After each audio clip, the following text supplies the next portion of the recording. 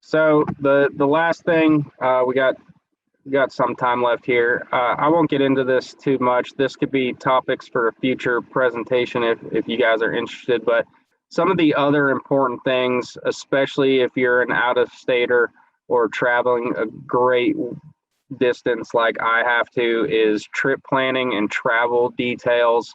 A lot of people get intimidated by that, and that's a big reason why a lot of people don't ever go on hunts like this. But it's actually pretty simple. Understanding the gear that you need. If anybody on here wants a gear list, I could send you a gear list to get yourself started. But understanding the gear you need versus the gear you want is a big deal. There are some things that that are nice to haves, not need to haves, that I don't ever give up, like my favorite chair torn. But overall, understanding what you need to have versus what you want to have is a big deal. Food and water. What are you going to eat? How much does that food weigh? And how much of it do you have to bring in with you?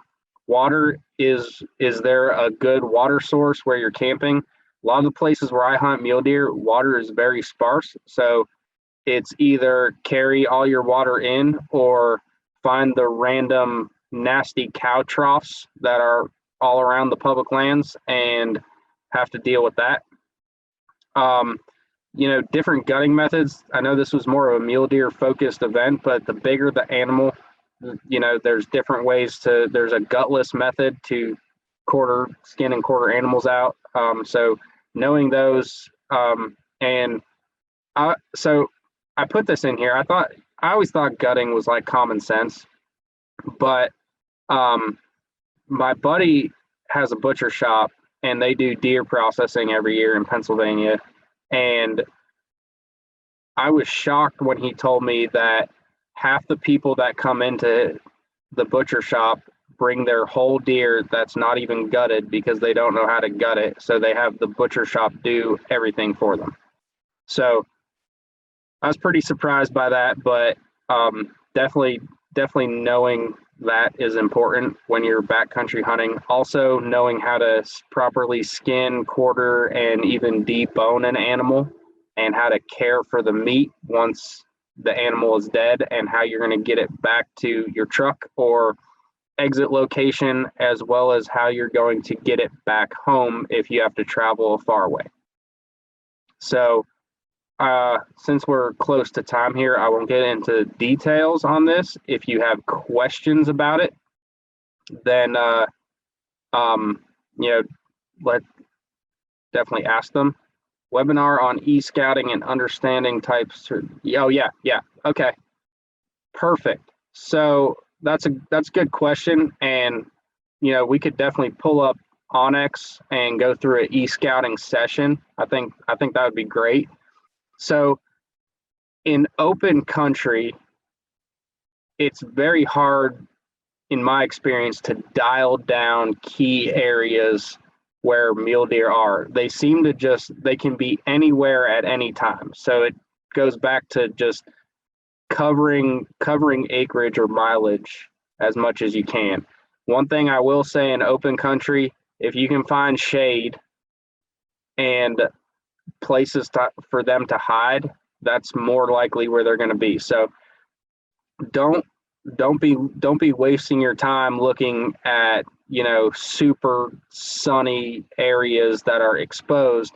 Look for those little crevices of shade where they could be hidden and tucked away back in there. Yes, yeah, the other important stuff, that's why I put it in here, because this could be like webinar 2.0 to talk about these more detailed things. So yeah, very important.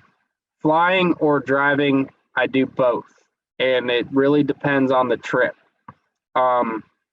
I've been successful doing both. I mean, my family, we drive out there, and driving honestly makes it really easy from a meat care standpoint.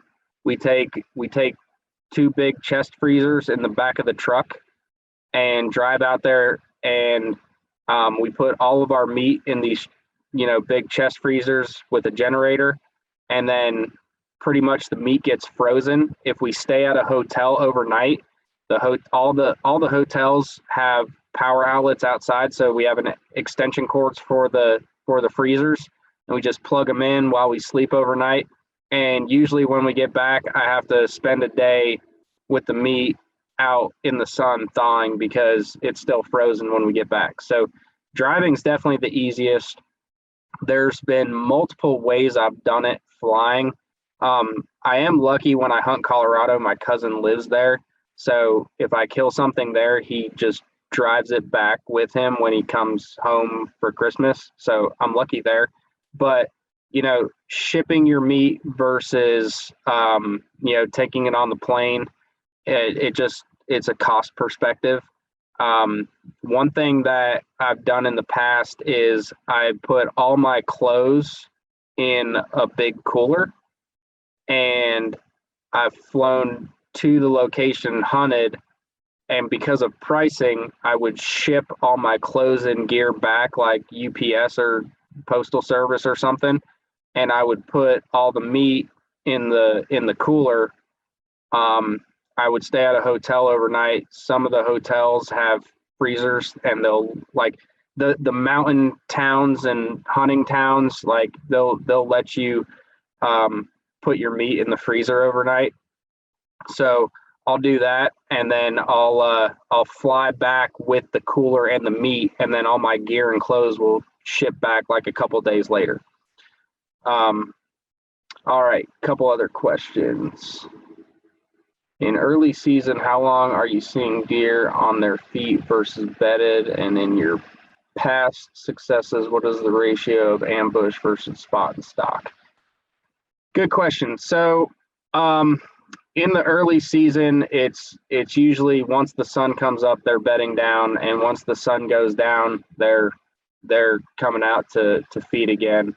My hunting experience with mule deer on spot and stock versus ambush is mostly I've killed two. I wouldn't say by ambush, but I was walking and I jumped them and I saw they were big bucks, so I shot them. But so I wasn't necessarily stalking them, but they caught me off guard. I saw they were bucks and I shot them. The other ones, they've all been spot and stock where, I'm slowly walking around, or I glass and I see them and I sneak up and shoot, or, I find them from far away bedded down and I sneak up and shoot them. All right. If I had a rifle tag mid-September that was good in the mountains and open country, mountains or open country? So, Justin, that's a good question. And it depends where I think you're thinking of, because Torrin kind of briefed me on it. So there are migratory mule deer. So mule deer that live close to the mountains will spend the summer months up in the mountains, and then when winter hits, they will come down into the open country and live in the open country. So if you're and Wyoming has one of those big migratory patterns for mule deer like that.